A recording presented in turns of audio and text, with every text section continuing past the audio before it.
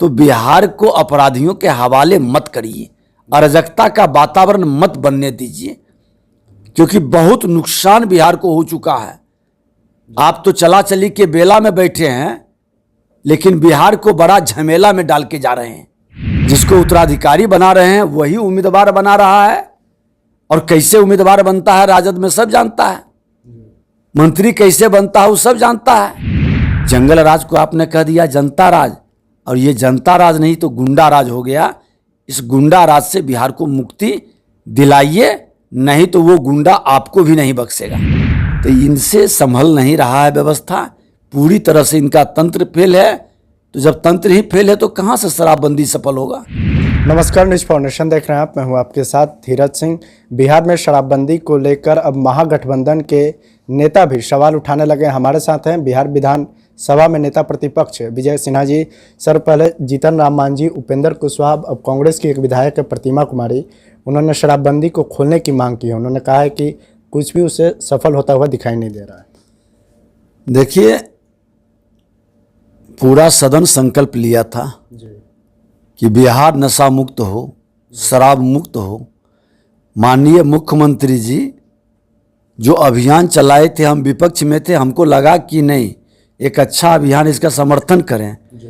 लेकिन माननीय मुख्यमंत्री जी उसी समय विपक्ष के नाते हमने चेताया था कि इसके नाम पर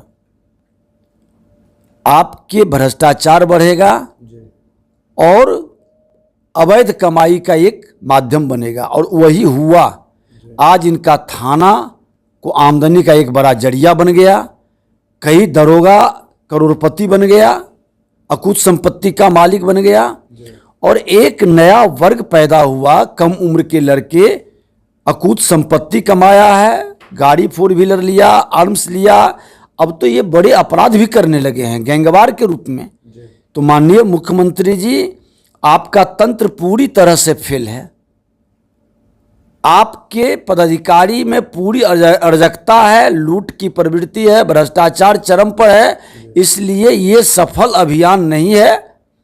आपको विचार करना चाहिए कि हम कैसे इसको मजबूती प्रदान करें, और नहीं सक्षम है तो बिहार को अपराधियों के हवाले मत करिए, अराजकता का वातावरण मत बनने दीजिए, क्योंकि बहुत नुकसान बिहार को हो चुका है। आप तो चला चली के बेला में बैठे हैं, लेकिन बिहार को बड़ा झमेला में डाल के जा रहे हैं। ये तमाशा बिहार की जनता अब स्वीकारने के लिए तैयार नहीं है। विधायक भी इससे परेशान हो चुके हैं, इसीलिए सब बोल रहा है, उन्हीं के दल के लोग बोल रहे हैं, सहयोगी बोल रहे हैं, और हमने तो पहले ही चेताया था। और कैसे ये सुधारेंगे। गोपालगंज में जो उम्मीदवार खड़ा किया राजद ने, वो तो खुद शराब फैक्ट्री का डायरेक्टर है। हम ही तो जारी किए थे कागज। जब आप उम्मीदवार शराब के कारोबार करने वाले को बनाते हैं, उसका 2-2 गाड़ी पकड़ाया, बिहार के में प्रवेश कराते हुए FIR हुआ, आप उसको विधायक बनाना चाहते हैं, सरकार से संरक्षित कल होगा कि नहीं। तो आपका मिशन फेल हो चुका है। आपके राजद के लोग ही मिशन को फेल कर चुके हैं। जिसको उत्तराधिकारी बना रहे हैं वही उम्मीदवार बना रहा है, और कैसे उम्मीदवार बनता है राजद में सब जानता है, मंत्री कैसे बनता है वो सब जानता है। जो जितना ज्यादा पूजा करेगा, चढ़ावा करेगा, वो लोग टिकट लेगा और वो लोग बनेगा। ऐसा नहीं है कि आपके पास सोर्स नहीं है, जानकारी नहीं है। इसलिए आप एक बार गंभीरता से विचारें कि बिहार के लोगों को एक नए अपराधियों के गिरोह के हवाले मत करें। जंगल राज को आपने कह दिया जनता राज, और ये जनता राज नहीं तो गुंडा राज हो गया। इस गुंडा राज से बिहार को मुक्ति दिलाइए, नहीं तो वो गुंडा आपको भी नहीं बख्शेगा। लेकिन शराबबंदी को लेकर मुख्यमंत्री की ओर से तो लगातार कहा जाता है कि समीक्षा होती रहती है। पिछले दिनों भी समीक्षा हुई थी कि जो शराब पी रहे हैं उनसे ज़्यादा जो शराब की तस्करी कर उन पर कार्रवाई की जाएगी। देखिए, ये अब अपनी नीति से पीछे कदम हटा रहे हैं, और उससे ये खुद मुक्ति के लिए नए नए रास्ते तलाश रहे हैं। अरे आप ही ने बनाया था कि जो शराब जहां मिलेगा वो घर जब्त कर लेंगे। बाद में कोर्ट के आदेश पर हम लोगों के विपक्ष के दबाव में नीति बदली।